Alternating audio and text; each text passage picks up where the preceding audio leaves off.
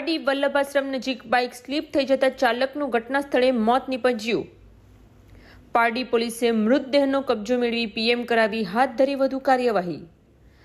પારડીમાં ગત રવિવારના રોજ વાપીથી વલસાડ તરફ જતા નેશનલ હાઈવે નંબર 48 પર વલ્લભાશ્રમ સ્કૂલ નજીક બ્રિજ પર એક બાઇક સ્લીપ થઈ જતા 23 વર્ષીય બાઇક ચાલક યુવાનનું કરુણ મોત નીપજ્યું છે। બનાવની જાણ થતાં પારડી પોલીસે મૃતદેહનો કબજો મેળવી વધુ કાર્યવાહી હાથ ધરી છે।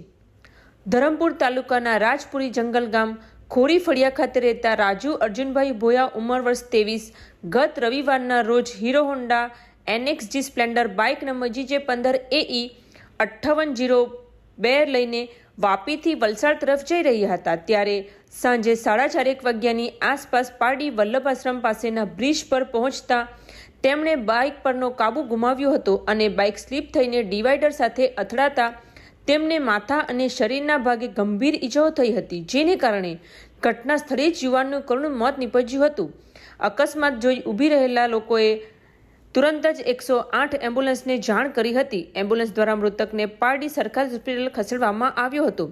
મૃતકની બહેન મનીષાબેન અનિલભાઈ વડ ઉંમર વર્ષ 27 રહે આવધા ગામે પારડી પોલીસ સ્ટેશનમાં ફરિયાદ નોંધાવતા પારડી પોલીસે પીએમ કરાવી વધુ તપાસ હાથ ધરી છે।